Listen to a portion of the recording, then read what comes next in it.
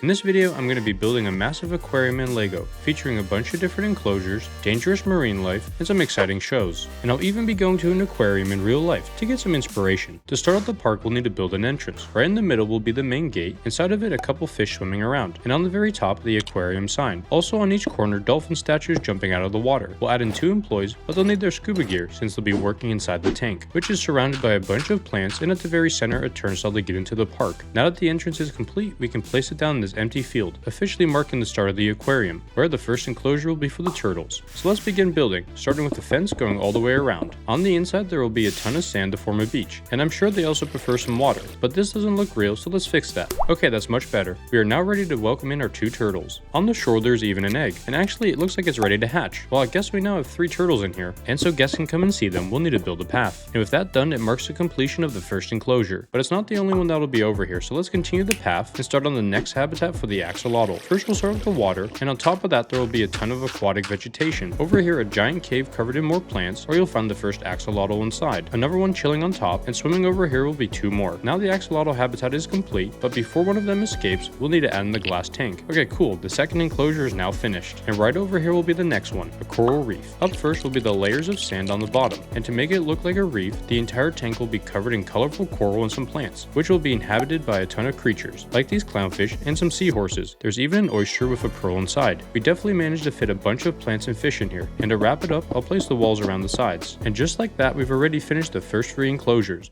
But there's actually more room for one up front, which is where I'll have the penguins. That'll need plenty of water, and using this shiny part, I'll create a layer of icy water on top, since penguins like the cold. In the corner, let's add an iceberg, and this tree covered in snow. And lastly, the glass wall, meaning we are now ready to add the penguins. I even went ahead and created this slide for them to enjoy. Alright, our first 4 enclosures are now done, which can be added in right by the entrance.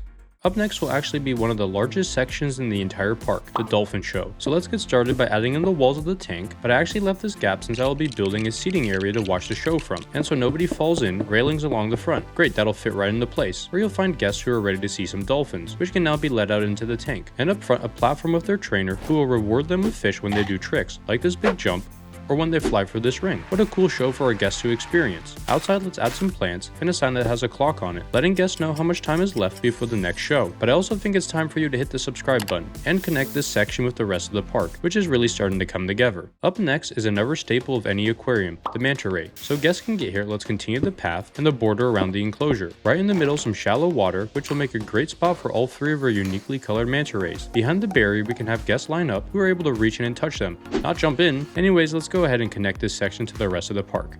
Now it's time to move on to one of the most popular aquatic animals we'll have, sharks. This can't just be a normal tank, it's gotta feel special. So let's finish the path and throw some dirt on both sides, and connect the walkway through the middle. Also, we can't forget to sprinkle in some plants, and the slug and his starfish pal up front. We should also do a similar thing on the other side. Okay, now it's time for the sharks, one of them being a hammerhead. And when I go to the aquarium in just a little bit, I actually gotta see one there. But anyways, over on the other side, 2 more. This one is quite odd looking and has a very sharp face. And to keep guests safe, we'll need to lower this giant tank into place. It even has this tunnel where guests can walk through, and if the shark decides to swim across, guests can get a really cool viewing experience from below. The main shark tank is pretty much done, but I suspect this tunnel will get super busy. So over here we'll get some benches for guests to see the sharks from a different angle. Okay, the build is now complete, and it can fit right in with the rest of the park. At this point I've already added in 6 or 7 enclosures, and I wanted to switch it up a bit. So I went over to my friend MKMBrick's house, where we will be teaming up on the alligator exhibit. We started out with these fancy glass walls and a railing on top. We also continued the path around it. We'll also need some water for the alligators to swim in, and the other half will be a nice beach, where you'll find this tree.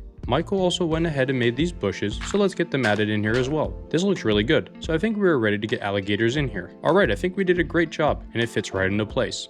While at Michael's house, we also went to his local aquarium, where I got the chance to see some really cool creatures. They also had this aviary which really stood out, since the birds were super friendly, and I learned they are quite an important part of the coastal ecosystem. So I'm going to build one for my aquarium as well, starting off with the shoreline and some water, just like in the real thing, where there was also this big tree, and scattered throughout plenty of different birds, who are accompanied by this zookeeper, who you can annoy with all your questions. And so nothing flies away, we'll need to enclose his entire building. And just like that, we finished the aviary, which I'm glad I ended up including since it's quite different from everything else we've built so far. And the building will fit right in behind the dolphins. Now let's move on to some of the most adored animals in the aquarium, sea otters, which I got a chance to see in real life, and they definitely lived up to the hype. But anyways, for the Lego versions, we'll need plenty of vegetation on the floor, where you'll find the first pair of otters swimming around. and surrounding them some big windows, which makes it really easy to look inside. But actually in real life there were 2 floors. The first one allowed you to see the otters swimming underwater, and then if you went upstairs you could see them playing around on the surface, which was so cool I'd like to recreate it in my park too. So first we'll need a layer of water and also this big section of rock where the otters can chill. And let's get another one floating over here, and then spread around some more windows. That looks really good and definitely matches what we saw at the real enclosure. But guests can't really see up that high, so let's fix that with these elevated walkways, which allows them to get up top and enjoy the otters from a new angle. Now that the enclosure is done, I actually think it has some of the best views in the entire park.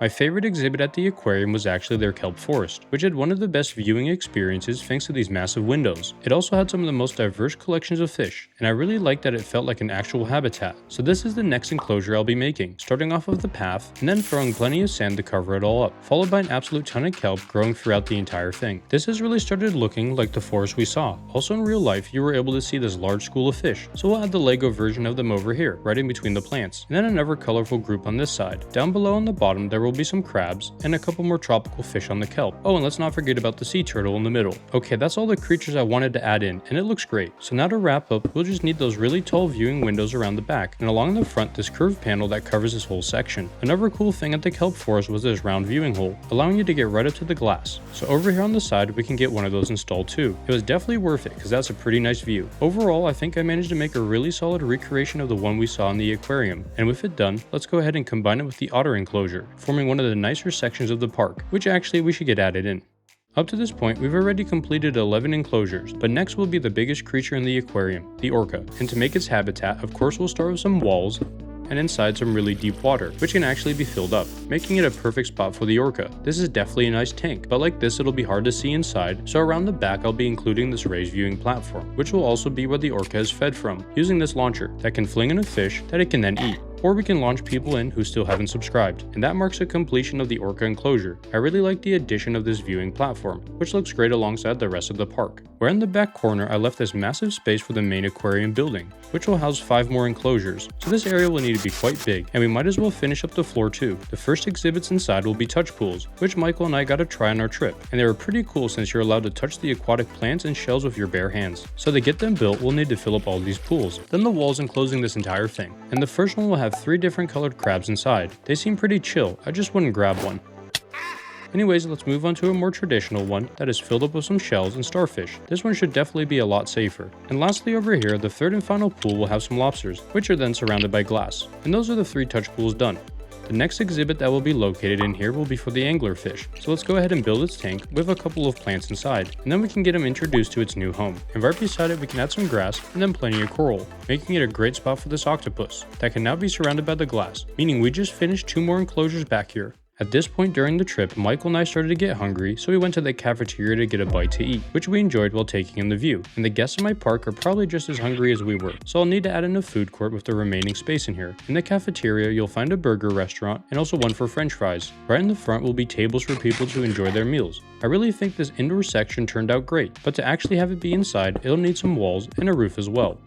And just like the real aquarium, I want mine to be located near the ocean, so this building will need to sit on top of these pillars above the water. And that also means we can connect this section of the beach. And next to this guy, we can find a spot for a family of wild seals, which guests can observe from this balcony. And just like in real life, we'll need to equip them with binoculars, which can then be used to spot animals further out, like for example this great white shark. So I'd probably just stay on the shore, which is actually done now, and I really like how this back section turned out, even managing to incorporate a little bit of the ocean. But anyways, we should add it in with the rest of the park, officially marking the completion of the entire aquarium, which is now home to over 69 animals and 16 unique enclosures, which will make for a super enjoyable experience for all of our guests. If you enjoyed this video, check out my friend MKMBrick's video where we teamed up to build another aquarium at his house. I even went ahead and hid 4 baby raptors throughout his park, so let me know in the comments down below if you managed to find all of them, and thanks for watching.